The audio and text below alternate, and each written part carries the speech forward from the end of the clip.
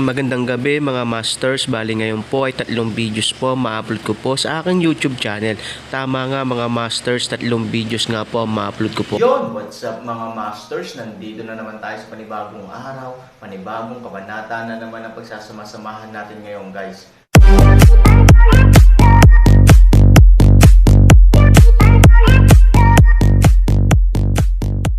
Bali mga masters, kung bago ka pa lang po sa aking YouTube channel, please click the subscribe button, lalong-lalo na po yung notification bell guys, para maging connected pa rin tayo sa isa't isa at maging updated kayo sa mga susunod ko pang video.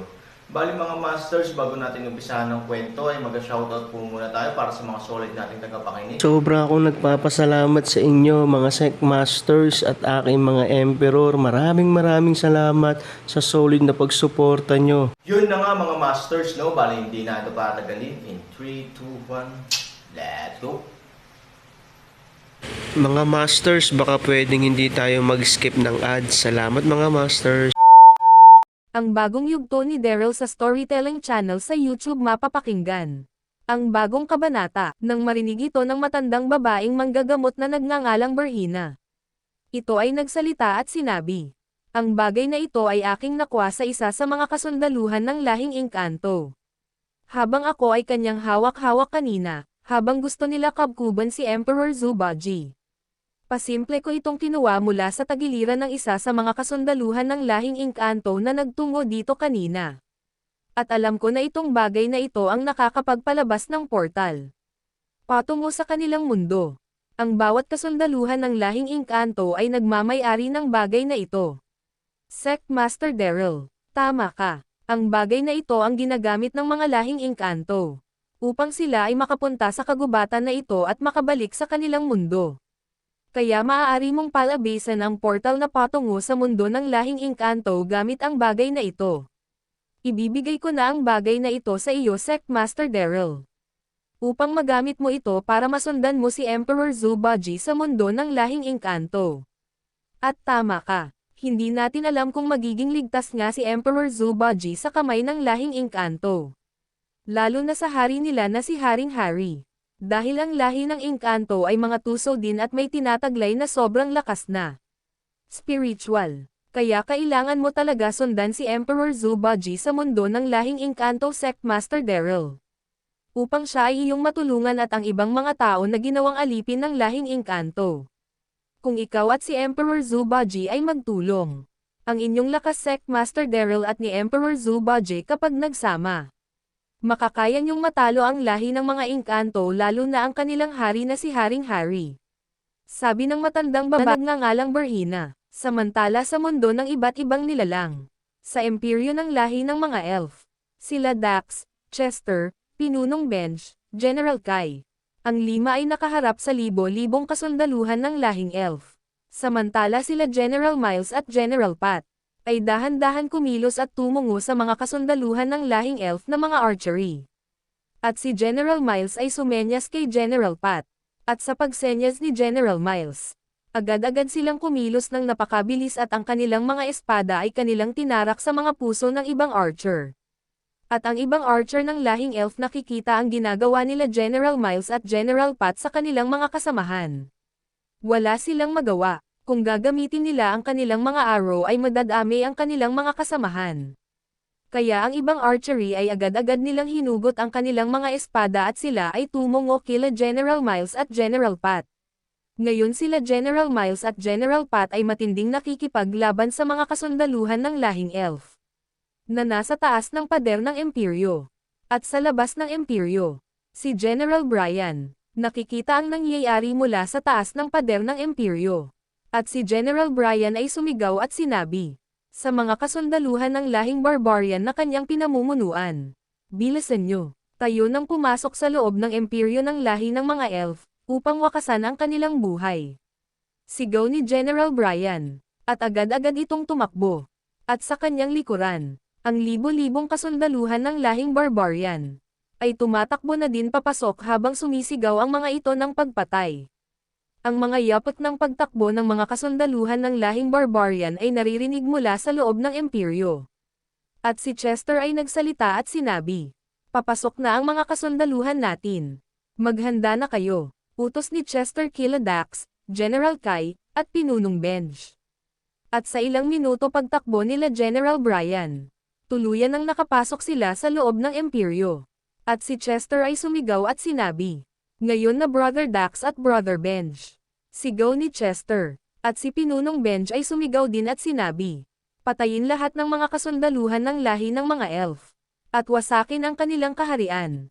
At ang kanilang hari na si Haring Ken ay akin wawakasan ang buhay." Sigaw ni Pinunong Benj sa malakas na tono. At sila Dax, Chester, General Kai, at si Pinunong Benj ay tumakbo patungo sa libo-libong kasundaluhan ng lahing elf. At si General Brian ay sumigaw muli at sinabi, "Patayin lahat ng makikita niyong kasundaluhan ng lahing elf." At sila ay tumakbo sa likuran nila Dax, Chester, Pinunong Benj at General Kai, patungo sa mga kasundaluhan ng lahing elf. At ang mga kasundaluhan ng lahi ng mga elf ay hindi alam ang gagawin sa mga oras na ito. Ang kanilang mga general ay wala sa loob ng imperyo nila. At walang namumuno sa kanila ngayon. Ngunit handang lumaban ang mga kasundaluhan ng lahing elf sa mga oras na ito. At sila Dax at Chester ay naglabas na ng kanilang mga mahiwagang sandata. Nilabas ni Dax ang kanyang sky-breaking axe, at pagdating nila sa harapan ng mga kasundaluhan, winasiwas ni Dax ang sky-breaking axe at ganun din sila Chester, Pinunong Benj at General Kai. Sila ay nakipaglaban ng matindi sa mga kasundaluhan ng lahing elf. At sila General Brian kasama ang libo-libong kasundaluhan ng lahing barbarian ay nakarating na din sa battlefield. At si General Brian ay kumilos ng mabilis. Sa pagkilos niya na iyon, dalawang kasundaluhan agad mula sa lahi ng mga elf ang napaslang niya. Ang sigawan ng labanan ay umalangaw sa buong imperyo ng lahi ng mga elf.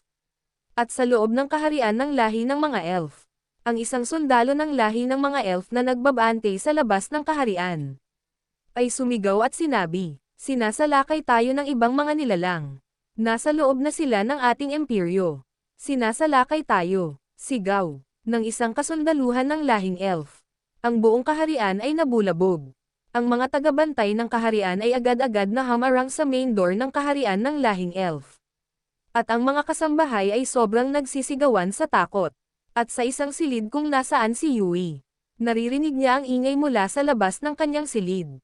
At ito ay agad-agad na bumangon sa pagkakahiga. At mabilis niyang binuksan ang pinto ng kanyang silid. At nakikita niya ang mga kasambahay na labis na natatarante sa mga oras na ito habang sumisigaw. At si Yui ay nagsalita at sinabi sa kanyang sarili, "Anong nangyayari?" At agad na tumakbo si Yui. At ang isang kasambahay ay agad-agad niyang hinawakan at sinabi, "Anong nangyayari? Bakit kayo nagkakagulo ngayon?" Sabi ni Yui sa isang kasambahay. Nang marinig ito ng isang kasambahay, ito ay nagsalita at sinabi, "Miss Yui, ang ating lahi ngayon ay sinasalakay ng ibang nilalang. Nasa loob na sila ng ating imperyo ngayon. Kailangan mo na tumakas, Miss Yui. Habang wala pa sila sa kaharian. Tingin ko ang mga kasundaluhan natin ay nakikipaglaban na ng husto ngayon sa loob ng ating imperyo, at upang harangan ang mga kalaban na makarating sa kaharian ni Master Ken. Bakit ngayon pa nangyari ito? Kailan wala si Master Ken dito? Miss Yui, kailangan mo nang makaalis ka dito, Miss Yui. Tumakas ka na, at tumungo ka sa lugar ng mga mangkukulam na elf. Kung nasaan ngayon si Master Ken, kailangan malaman ito ni Master Ken, Miss Yui." Sabi ng isang kasambahay. Nang marinig ito ni Yui, labis itong nagulat, at napamura sa kanyang isip. Ano? Ang lahi ng mga demonyo ay kumilos na upang kami ay salakahin." At si Yui ay agad-agad na nagsabi sa isang kasambahay, "Iligtas niyo na ang inyong sarili. Hindi ako pwedeng umalis sa ating kaharian. Isama mo ang iyong mga kasamahan na kasambahay. Dumaan kayo mula sa likuran ng ating kaharian. Kung nasaan ang harden ni Master Ken, may lagusan roon palabas ng ating imperyo. Magmadali na kayo, hilahin mo na ang iyong mga kasamahan." Sigaw ni Yui sa isang kasambahay. Nang marinig ito ng isang kasambahay, ito ay nagsalita at sinabi, "Ngunit paano ka, Miss Yui? Hindi ka pwedeng maiwan dito. Sumama ka na din sa amin." Sabi ng isang kasambahay. Nang marinig ito ni Yui, ito ay nagsalita muli sa seryosong tono at sinabi, "Bilasan mo na, sundin mo na lang ang aking sinasabi. Umalis na kayo dito." Sigaw ni Yui. Nang marinig ito ng isang kasambahay, agad-agad itong yumoko at sinabi, Miss Yui, mag-iingat ka. At ang kasambahay ay tumakbo at tumungo sa kanyang mga kasamahan. At si Yui ay naiwan nakatayo sa labas ng kanyang silid. At si Yui ay dahan-dahan niyang hinimok ang kanyang spiritual na lakas. At ginamit nito ang kanyang kasanayan na tinataglay.